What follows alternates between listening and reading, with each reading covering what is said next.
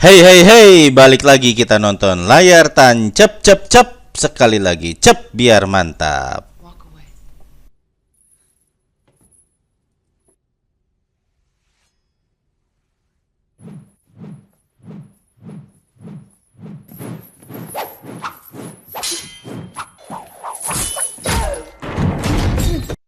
Terdengar suara nafas yang dalam dan terengah. Langkah kaki seorang pria mendekat perlahan. Laki-laki itu pun lantas mengusap darah dari mulut si wanita yang berlumuran darah bernama Beatrix Kido yang terkapar di lantai dengan menggunakan pakaian pengantin. Sambil berkata bahwa tidak ada yang sadis dalam tindakannya, bukan salah Kido. Padahal Kido sendiri sedang mengandung anaknya Bill, orang yang lantas menembaknya saat itu. Lantas Kido pun tergeletak tak sadarkan diri.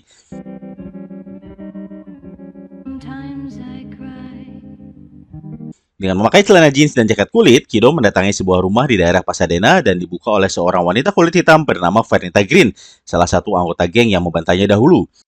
Tanpa banyak cincong, Kido langsung menyerang. Green ditendang oleh Kido sampai terlempar ke meja kaca di ruang tamu dan memecahkannya, lalu mengunci dan mencekik leher Green dari belakang. Tapi Green berhasil melepaskan diri dengan cara memukul kepala Kido dengan sebatang besi lalu lari ke dapur. Di dapur pun mereka terus bertarung dengan menggunakan pisau dapur. Dapur dan furniturnya pun tentu saja berantakan. Ketika mereka sedang pamer pisau masing-masing dan bersiap-siap untuk menyerang lagi sambil mencari-cari celah kelemahan lawan, sebuah bis sekolah berhenti dan turunlah anak gadis Vernita pulang dari sekolah. Namanya Nikki. Maka langsunglah mereka menyembunyikan pisaunya masing-masing lalu pura-pura berteman. Green bertanya pada Nikki, "Gimana sekolah?" "Biasa aja mah," kata Nikki. "Loh kok rumahnya berantakan sih mah?" "Iya Nikki, tadi ada rakun masuk dan ngacak-ngacak rumah kita." Terus Kido pun ikut-ikutan bertanya, "Usia kamu berapa?" "4 tahun tante," jawab Nikki. "Oh 4 ya, dulu aku juga punya anak perempuan. Kalau dia hidup pasti udah segede kamu."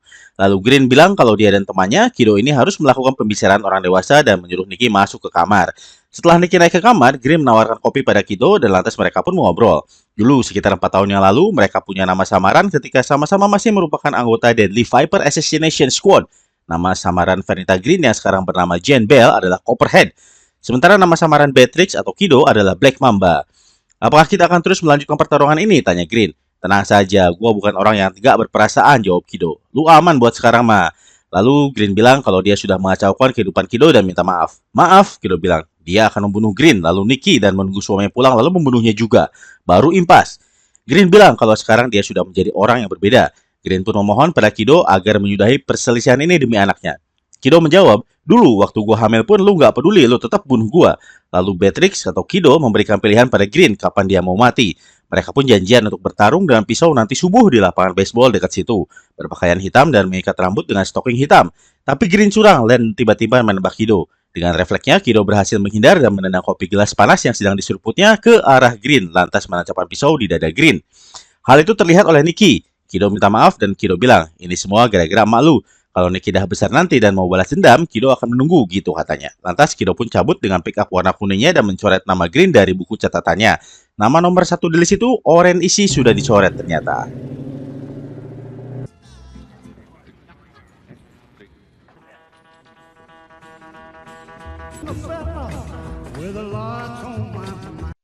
Scene berpindah saat pembantaian Beatrix di gereja El Paso, Texas beberapa tahun yang lalu. Polisi sedang mengolah TKP. Sheriff yang doyan mengoleksi sunglasses pun tiba di TKP. "Pembunuhan massal, 9 mayat," lapor anak buahnya. "Berikan aku detail sadisnya," lanjut Sheriff. "Anak pertama bos, yang lagi dikandung si pengantin. Mereka bahkan menembak orang tua yang memainkan organ tunggal. Polisi menebak itu pekerjaan profesional, mungkin mafia Meksiko."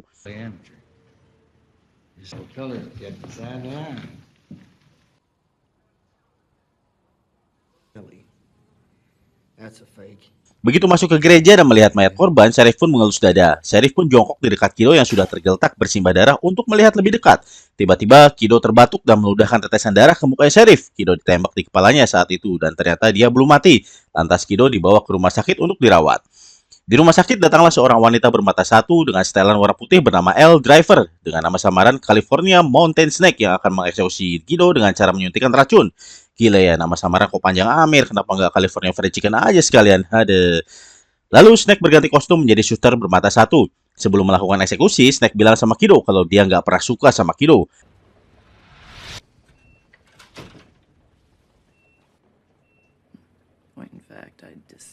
Tapi Scar dalam tidur adalah sebuah kemewahan. Saat mau menyuntikkan racunnya, tiba-tiba Bill telepon. "Batalkan misinya." Itu perintahnya Bill, tapi driver tidak mau terima dan marah-marah. Bill membatalkan misi itu karena mereka akan merasa rendah kalau mengendap-endap ke kamarnya seperti tikus lalu membunuhnya. Nanti kalau Kido sudah pulih, barulah mereka akan membunuhnya dengan cara yang lebih sadis, kata Bill. Snake atau driver pun menuruti perintah Bill dan pergi dari situ. Funny, didn't you? 4 tahun kemudian, Kido masih koma. Dia digigit nyamuk lalu sadar. Set dah, nyamuk yang sakti benar. Sekali gigit bisa bikin orang koma jadi sadar. Lalu Kido memegang kepalanya. Tempat telurnya Bill bersarang, tapi sudah tertutup dan sembuh. Kido lalu tersadar kalau bayinya sudah tidak ada. Dia pun menangis histeris. Dia melihat kerutan-kerutan di telapak tangannya dan menyadari kalau sudah 4 tahun berlalu.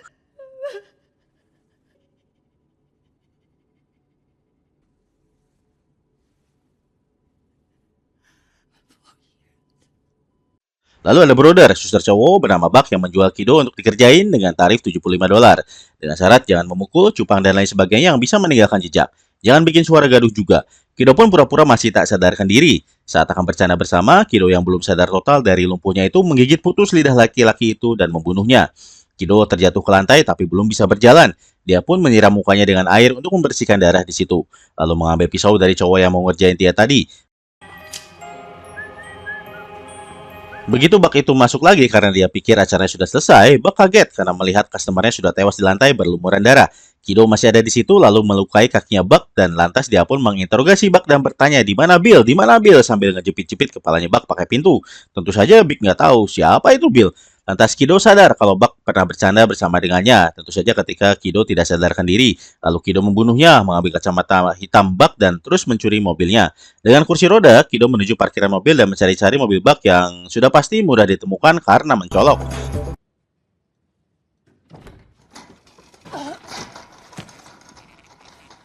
Setelah susah payah masuk ke dalam mobil, di dalam mobil Kido berusaha menggerak-gerakkan bagian tubuh sambil teringat orang-orang yang membantainya, para anggota geng pembunuh Deadly Viper.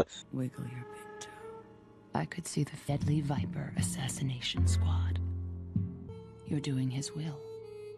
At a time. Target pertamanya adalah Oren Ishii dengan nama samaran Cottonmouth yang paling mudah ditemukan. Dia adalah ratu bawah tanah Tokyo. Dia lahir di pangkalan militer Amerika Serikat di Jepang dan waktu berusia 9 tahun dia melihat orang tuanya dibunuh oleh Yakuza. Ayahnya yang berhasil melumpuhkan lawan pertama yang menyaturani rumahnya lalu ditusuk punggungnya oleh seorang samurai sampai tewas berlumuran darah. Lalu ibunya pun dilemparkan ke atas ranjang tempat Ishii atau Oren bersembunyi di bawahnya lalu ditusuk juga sampai tewas dan darahnya tembus ke kolong kasur dan mengenai mukanya Oren. Rumahnya pun habis dibakar. Oren bertekad untuk membalas dendam. Pada usia 11, dia berhasil membunuh Pak Bos Yakuza bernama Matsumoto yang juga seorang pedofil di tempat tidurnya. Lalu Oren berhasil kabur setelah menghabisi para pengawalnya Matsumoto.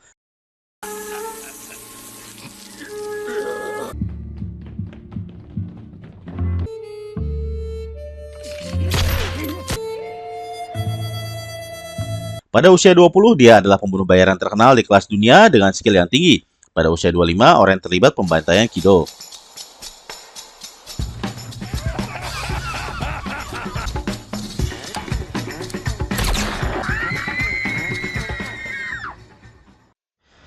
Tiga 13 jam kemudian, Kido berhasil menggerak-gerakkan kakinya sehingga bisa nyetir, lalu terbang ke Okinawa, Jepang. Pertama kali dia mendatangi kedai sushi milik Hattori Hanzo, mereka pun mengobrol. Kido berpura-pura bisa beberapa patah kata Jepang. Konnichiwa, kata Kido. Wah, keren sekali pelafalannya, kata Hattori. Kamu harus melanjutkan belajar bahasa Jepang. Lalu datanglah si botak, karyawannya Hattori. Kido minta sake hangat dan Hattori pun menyuruh karyawannya itu untuk mengambil pesanan Kido. Si karyawan malah nyolot-nyolot gitu sama bosnya. Nyolot cuy. Atau emang gitu cara orang Jepang ngomong ya? Entahlah. Hattori nanya, pertama kali ke Jepang. Gak juga, jawab Kido. Gue juga gak punya teman di Okinawa, lanjut Kido. Tapi gue nyari Hattori Hanzo. Hattori Hanzo lantas termenung. Apa maumu, tanya Hattori. Kido lalu mengutarakan maksud kedatangannya ke situ, yaitu mencari sebuah baju Jepang buatan Hattori Hanzo yang legendaris. Buat apa, tanya Hattori. Berburu tikus, jawab Kido. Pasti tikus yang besar sekali ya, sehingga kau perlu baja Hattori Hanzo, lanjut Hattori. Kido pun dibawa ke gudang atas tempat penyimpanan pedang-pedang yang luar biasa. Hattori menunjukkan pedang terbaiknya pada Kido. Saat itu, Hattori sudah tidak membuat pedang lagi, pensiun. Itu semua adalah barang-barang kenangan. Setelah melemparkan sebuah bola baseball pada Kido yang lantas dibelah dengan mudahnya oleh pedang yang dipegangnya, Hattori bertanya kenapa dia harus membantu Kido. Lantas Kido meminta salah satu pedang terbaiknya karena salah satu orang yang akan dibunuh adalah mantan muridnya Hattori. Dan sebetulnya Hattori punya kewajiban untuk mendidik muridnya dengan benar. Hattori tahu murid yang dimaksud adalah Bill. Lantas Hattori bilang, perlu waktu 1 bulan untuk membuat pedang dimaksud, dan 1 bulan pun berlalu. Pedang terbaik yang pernah dia buat pun sudah jadi, dan diberikan pada Kido yang disebut Hattori sebagai pejuang berambut kuning. Upon progeny financially and philosophically. It was Oren Ishii and her power. Oren dikelilingi oleh orang-orang kepercayaannya. Ada Sophie Valate ya, blasteran Jepang, Prancis yang jadi pengacara Oren, yang juga teman dekat dan Letnan 2. Lalu Gogo Yubari yang baru berusia 17 tahun tapi sudah jadi pengawal pribadi Oren. Pernah suatu ketika Gogo lagi minum limun di warung lalu digodain sama Om Senang yang mau memamerkan mobil mewahnya. Malah si otongnya Om itu yang ditusuk pakai samurainya Gogo. Lalu Johnny Mo, jenderal kepala pasukan pribadi Oren yang bernama Crazy 88, bukan Crazy Rich ya, jangan salah. Johnny selalu memakai pakaian hitam dan topeng Kato, kayak topengnya Zoro gitu deh. Kok bisa ya blasteran Amerika, Cina, Jepang jadi bos dari segala bos di Jepang? Hal itu hanya dipermasalahkan sekali saja pada malam Oren menguasai Dewan Yakuza. Saat itu ada perwakilan dari Yakuza yang bernama Tanaka yang marah-marah dan memecahkan piring di meja karena gak ngerti malam itu dia lagi ngerayain apa. Tanaka berpikir malam itu adalah kejatuhan Dewan Yakuza karena sekarang Dewan itu dipimpin oleh blasteran yaitu Oren. Lalu Oren naik ke atas meja dan menari-nari lalu memenggal kepalanya Tanaka, lalu memegangnya di depan anggota dewan yang lain sebagai contoh. Itulah sebabnya tidak ada lagi sekarang yang mempermasalahkan kepemimpinan Oren, karena Oren akan membunuh orang yang melawannya seperti bos Tanaka dari Yakuza tadi. Kalau ada yang berani lagi melawannya, apalagi mengungkit-ungkit asal usul keturunan Oren, maka kepalanya akan dipenggal. Pergilah Kido ke Tokyo untuk ngobrol sama Oren.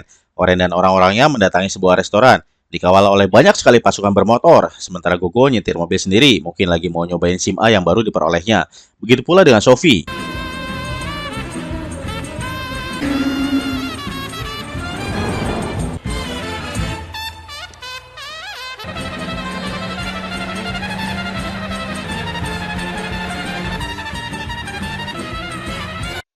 Kido menyusul dengan motor kuning dan setelan kuning berhelm kuning, pokoknya serba kuning lah. Di lampu merah, Kido berhenti di samping mobilnya Sophie. Terbayang olehnya saat Sophie mencoba membunuhnya 4 tahun yang lalu. Lantas Kido pun tancap gas duluan. Di restoran itu, Oren dengan kimono putihnya masuk dengan angkuhnya, diikuti oleh para pengawalnya yang berbaju hitam. Begitu Oren masuk, pemilik restoran langsung menyambutnya dan mempersilahkannya masuk ke ruang VIP, sambil gemeteran ketakutan sama Oren. Setelah mengantarkan Oren ke ruang VIP di lantai 2, pemilik restoran itu pun bergegas mempersiapkan makanan dan minuman sambil masih gemeteran. Saat lagi nonton badut di ruangan itu, Oren menyadari ada yang mengintai di balik pintu, lantas melemparkan pisau terbang ke arah pintu dan lalu menyuruh Gogo mengecek.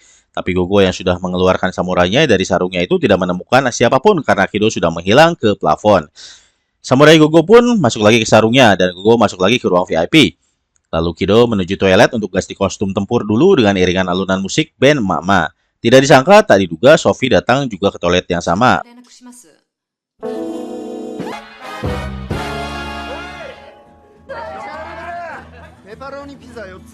Lalu terdengar suara Kido memanggil-manggil Oren dari luar. Kamu dan aku punya urusan yang belum selesai, seru Kido sambil menyindir Sophie. Oren pun keluar dengan tenangnya, lalu dengan baja Hattori, Kido memotong tangan kiri Sophie sampai Sophie jumpalitan di lantai. Dan darah ngocor dari pangkal tangannya Sophie. Orang-orang yang lagi asik joget-joget mengikuti alunan musik band si emak-emak tadi pun langsung membubarkan diri. Oren menyuruh salah satu anak buahnya untuk melawan Kido, tapi dengan mudah dikalahkan oleh Kido dan pedangnya pun dipotong dengan mudahnya kayak motong kerupuk. Sontak saja teman-temannya yang lain langsung menyerang Kido. Sama saja, hanya dengan satu sabetan Kido mengalahkan mereka.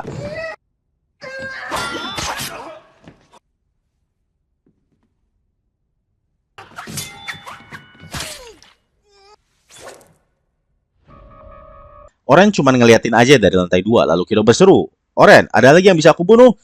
Muncullah Gogo. Kido bilang sama Gogo, Neng, aku tahu kamu merasa harus melindungi nyonyamu, tapi tolong pulang saja ke ibumu. Gogo menjawab, hah, itu yang kamu sebut minta tolong? Sambil memutar-mutarkan bola besinya lalu menyerang Kido dengan bola itu.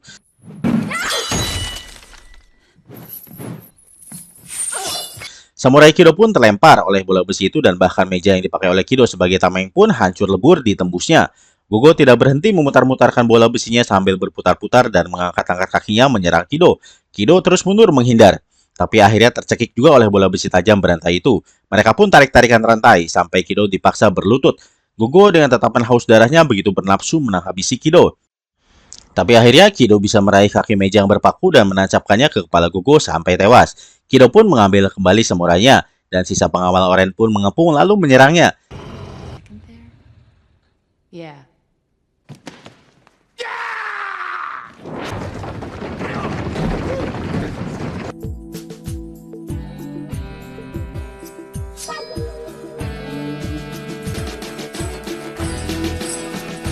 Kido pun membantai dan memutilasi mereka tanpa ampun. Tangan, kaki, jempol, kuping, sampai lidah berterbangan terkena sabetan baja Hattori-nya Kido.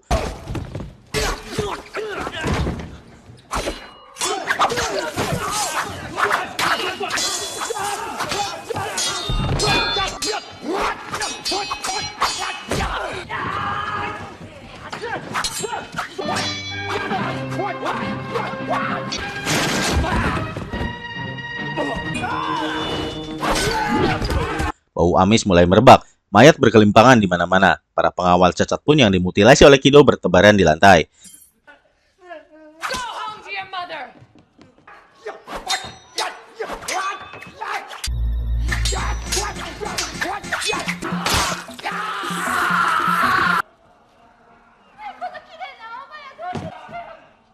Masuklah Kido ke ruang VIP mengejar Oren. Ternyata di halamannya ada hujan salju cuy. Oren pun menghunus samurainya. Mereka mulai bertarung dan saling menyerang. Dengan jurus-jurus andalan mereka, suara desing baja samurai berdentingan. Kido pun terkena sabetan samurai Oren di punggungnya sampai dia tergeletak di atas dinginnya salju. Oren bilang, gadis bule bodoh, senang bermain dengan samurai. Kido menjawab, biar bodoh yang penting keren. Lalu Kido pun bangkit dan menyerang balik dengan jurus andalannya, berputar-putar di atas salju sehingga bisa mengenai Oren. Barulah Oren minta maaf atas semua hal yang pernah dia perbuat pada Kido. Dimaafkan kok, jawab Kido. Lalu mereka pun lanjut bertarung, berseluncur di atas salju sambil menebas-nebaskan samurai mereka ke arah lawan masing-masing. Dentingan baja samurai dan hembusan angin yang disebabkan oleh pergerakan samurai yang sangat cepat pun semakin kentara hingga akhirnya semua terdiam, sepi, hening, dan batok kepalanya Oren pun menghilang, tersabat samurainya Kido. Sampai otaknya Oren muncul dan menyapa pemirsa. Lalu tidak lama kemudian Oren pun tergeletak bersimbah darah di atas salju yang putih bersih. Kido yang kelelahan dan cedera berjalan gontai mencari kursi taman lalu mendudukkan dirinya di situ. Kido beristirahat sebentar, menghela napas sambil mencoret nama Oren dari listnya. Dalam perjalanan, Kido menjatuhkan Sophie di depan rumah sakit. Sophie digelindingkan dari bukit untuk membawa pesan bagi Bill soal kejadian yang baru saja menimpa Oren. Setelah Sophie mendapatkan perawatan dan tubuhnya diinfus, Bill menjenguk Sophie dan mengusap-usap Sophie dari belakang. Bill memuji-muji Sophie yang cantik dan pintar. Sambil Sophie bercerita kalau Kido menginterogasinya dan memotong satu bagian dari tubuhnya kalau Sophie tidak memuaskan Kido. Kido menggali informasi soal geng Deadly Viper yang dipimpin oleh Bill. Kido membiarkan Sophie hidup malam itu dengan dua alasan. Satu, Kido ingin tahu Bill kalau dia masih punya rasa belas kasihan. Yang kedua, Kido ingin semua anggota Deadly Viper tahu kalau mereka akan mati seperti Oren. Bill pun akhirnya membunuh Sophie karena telah mengatakan lokasi Bill pada Kido. Kido lalu melanjutkan perburuannya dan pergi meninggalkan Jepang dengan pesawat. Dia pun menaruh Bill pada bagian akhir listnya dan ternyata anaknya Kido masih hidup, kata Bill pada Sophie sebelum membunuhnya. Pesan moral dari kisah ini adalah berhati-hatilah memperlakukan orang. Jangan sampai orang itu menaruh dendam pada kita. Karena bagaimanapun dendam itu akan memburu kita kemanapun kita pergi dan sembunyi. Ada pesan moral lain? Komen ya coy.